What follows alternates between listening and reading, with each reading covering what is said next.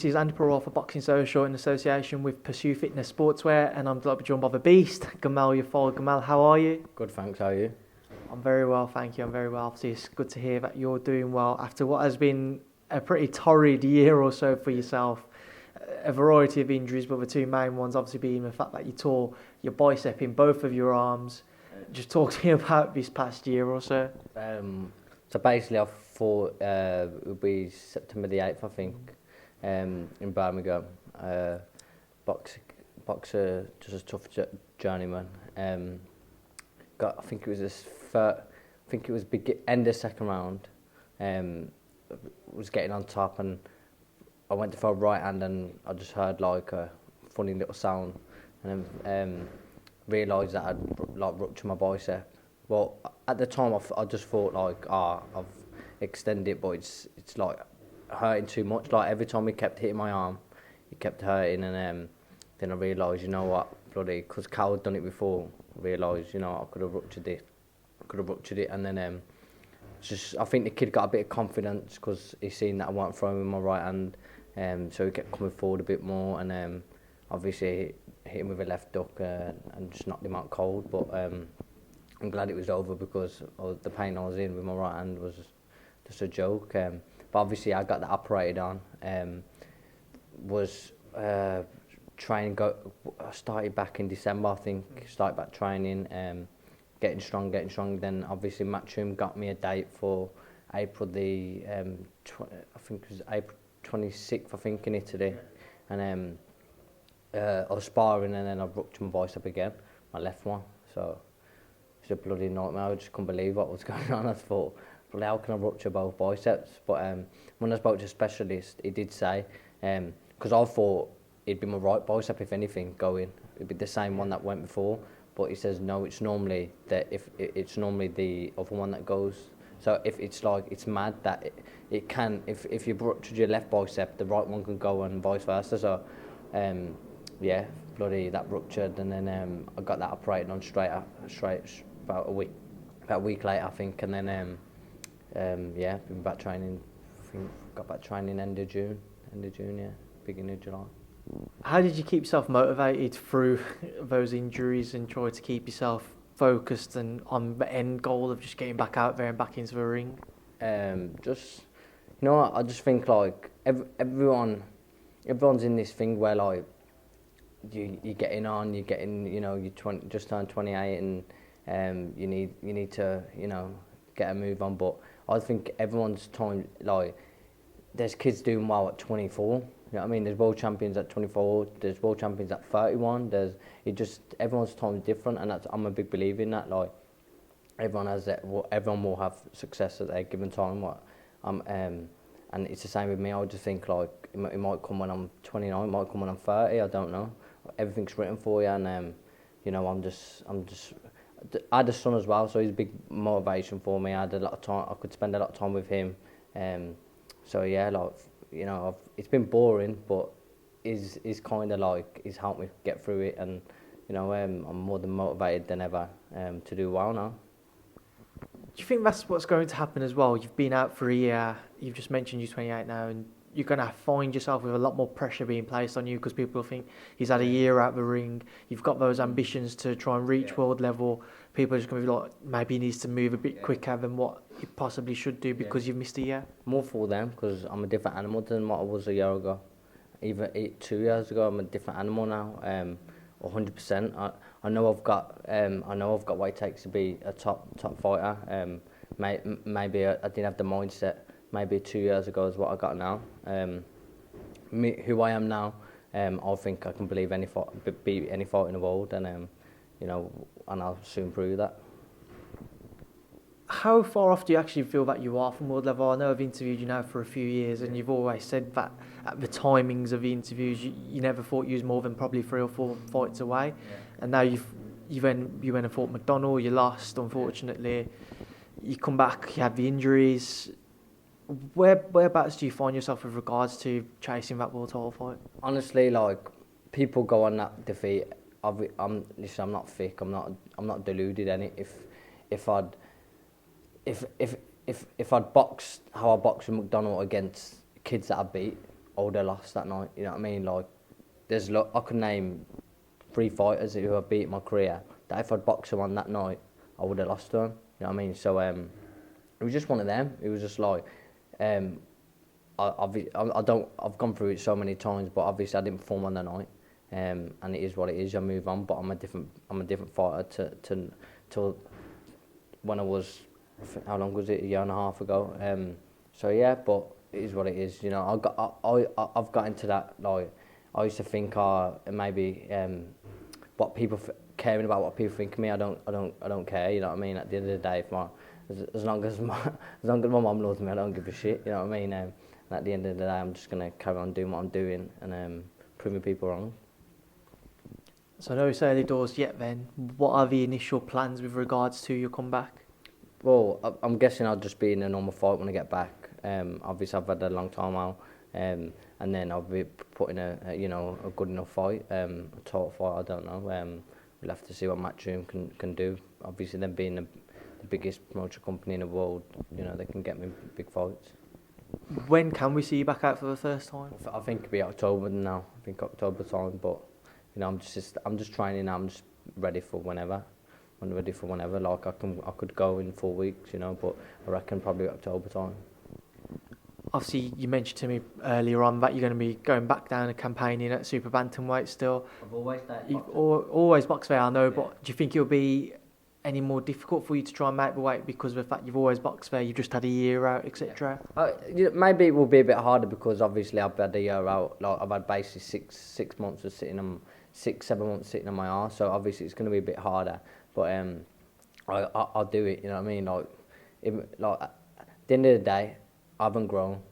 I don't like. I get it with weight as you get older, but I'm not a 28-year-old. I'm like a 24-year-old, really. You know what I mean? Like I know I'm 28, but I don't feel like I'm 28. I literally feel like I'm 23, 24. You know what I mean? And it's like some people age different. My family we age, you know, well, and my mum's bloody 49. When people see her with me, they think she's my sister. You know what I mean? Like Gamal's the same. Gamal's 27.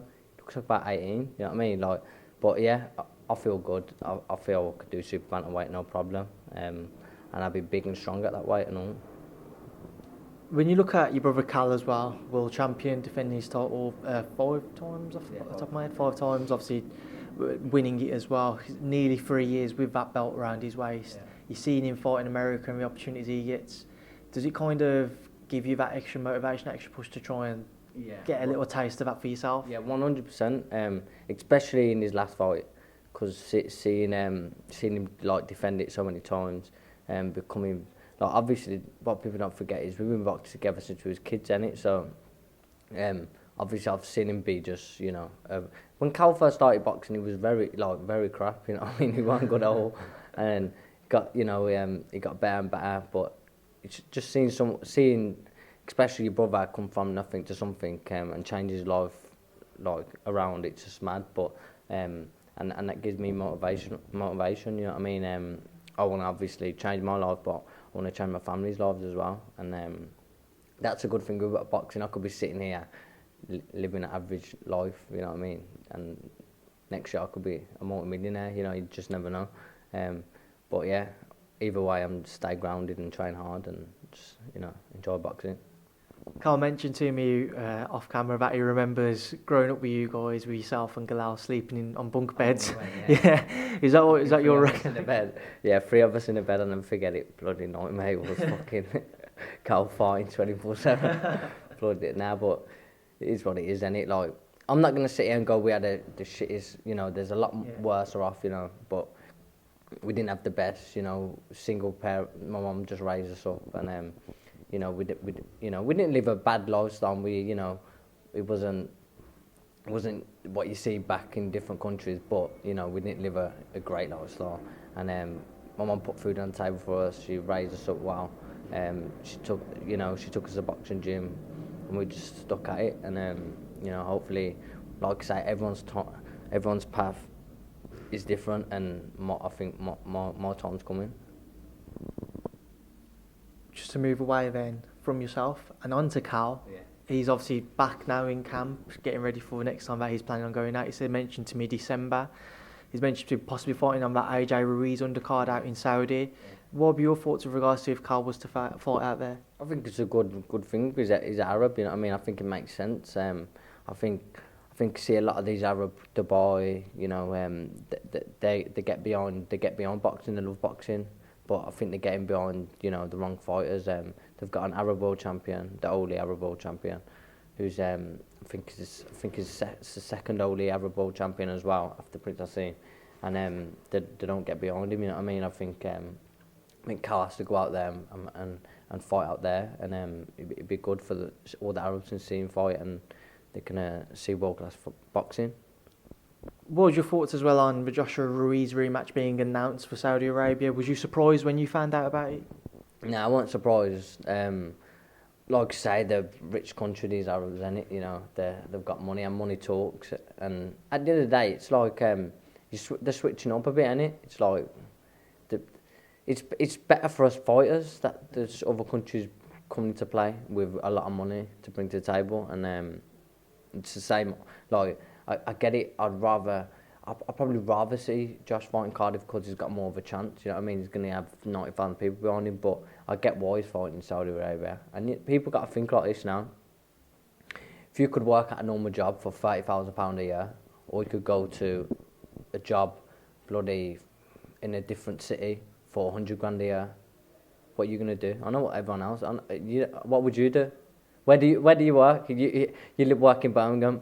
Say you get on 30 grand a year, yeah? Someone offers you to go and work in, I don't know, anywhere, but you're going to get 100 grand a year. Anywhere, not too far, and they offered you 100 grand a year, what would you do? You'd do it, man. You know what I mean? You would. I don't, like, he's changing his family's life, innit? You know what I mean? But I know people might slag him off and go, oh yeah, he's fighting Saudi Arabia and this and that, but yeah, it is a business and it's money, and like you say, he's going to change. Like, and I get it, he's got a shitload of money, but a bit more money won't help. What won't go wrong? I see you always light up when you talk about money, Gamal. Nah, you know what? I just live a normal lifestyle, innit? But I like, even if I was a millionaire, I'd still be doing the things that I'd be doing now, innit? Nothing would change for me, except I'd just be driving a nicer car and living in a big house. That's it. You know what I mean? Nothing will change, man. I'm just like I love Birmingham, innit? I'd always stay in Birmingham. But just a dream, innit? You got to motivate yourself. Sorry, get your thoughts as well on a couple of other fights that have been announced, or one which is taking place this weekend. Kovalev versus Anthony Yarde. Your thoughts on that one? You know what? You'd have to go with Kovalev because of what he's done. But I won't be surprised if Kovalev won. If Yarde won, I won't be surprised if he won. Like if he changes him, I won't be surprised if Yarde does him. But I won't be surprised if Kovalev does him as well. It's one of them. That's why the odds are so close, and it's like Kovalev's not as good, but he's still dangerous though. I mean, he's still dangerous. He's fighting a young, fresh little animal, and a bit strong, can punch. Obviously, we get behind him, innit? He's a British fighter. You know what I mean? Fair play to him. He's going over to Russia, and like you say, money talks, innit? But it is what it is. Good luck to him. Raza Hamza just creeping around in the background there. Anthony Yarde arriving in Russia yesterday. Yeah. His luggage wasn't found by the airline when he arrived. Your thoughts? So the airline never had his luggage. Oh, screw it! Bloody hell, nightmare. When you got to lose weight as well, it's the worst, man. I've had it done to me before, but yeah, I'm sure we can buy some more clothes. Do you think the mind games have started on the Kovalev team's behalf? Don't know, man. Bloody, I lost mine. We come back from America. On the second flight? What flight was it from? I think Amsterdam to London. I lost mine. You know what I mean? They lost mine. I've lost mine twice in the space of 2 years. So, yeah. Did you find it in the end? Yeah, got it back in the end. Yeah. Another fight: Tyson Fury versus Otto Wallin. Your thoughts on that one? Well, the Atta Wallin was sparring Josh in Sheffield a few years ago, and not proper nice geezer, not a bad fighter. Yeah, we went for food from went for Nando's with me and Cal, really down to earth lad.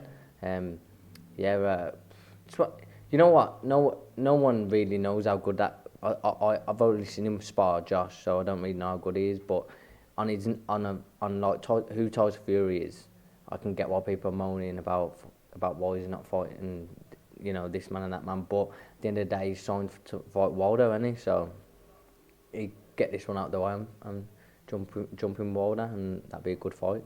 It's a hard fight to call. That is. It is a hard fight to call. If I had to push you for Wilder Fury too, where does your head tell you that before it's going to end up? You know what it is? Regards to winner. It's one of them because I see it as like Fury won the fight. He did win the fight, but I see it as Wilder just finished off where he left off. So it is one of them, man. It's like, and the main thing for me is if he hurt him a few times, you know what I mean. And if you can hurt someone, it's kind of like the ball's in your court a bit. So I don't know. It's a hard one. That literally, if I had 10 grand there and I had 10 grand there, like I wouldn't know where to go to put it on. Like I wouldn't know. It's a 50-50 fight that is. Because like you say, Fury can. The thing is with Fury come off how long? 3 years, 2.5 years, yeah. And he boxed a dangerous Wilder in America, and basically pinged him for fucking 10 rounds and got dropped twice. You know what I mean? Imagine Fury like with the way he is now, training hard, living the life, fighting regularly. Fucking, that's what I mean. So I probably would go for Fury because of like his, you know, he's fighting and he's training hard and that. So I probably would nip to Fury. And finally, Billy Joe Saunders joined up with Matt Truman as well now. A lot of rumours floating about of a possible Callum Smiths for Canelos, with Golovkins, etc. Who would you like to see Billy Joe face? Who would I like to see? There's a few good ones. I'd like to fight Callum Smith. But I don't know. I just think Callum Smith, I think Billy Joe's class, yeah. But I just think Callum Smith's just too big, innit? But I could be wrong. But then I think he could beat Golovkin. I think he's got more chance with Golovkin than he has with Callum Smith. What about against Canelo? Canelo, nah, I don't think no one beats Canelo. I don't think none of them beat Canelo. That's just my view, innit? Including Callum Smith if Canelo stepped us once again. I love Callum Smith, innit? Like, he's a good friend. We've been friends for years, like on the GB squads and that. But I'd be lying if I said to him that I think he'd beat Canelo. I don't think anyone beats Canelo, and that's probably because I've just watched him for years and I think he's just unreal, innit? But yeah, I think Canelo just beats him all. I think he's just too big, too strong, too fast. But he's been on drugs, so it's not really fair, is it? Well, Gamal Yafai, as always, I appreciate your time. I'm going to let you shoot off now because I know you're going to want to go and eat and get home. So thanks for being to Boxing Social. No worries, man. So.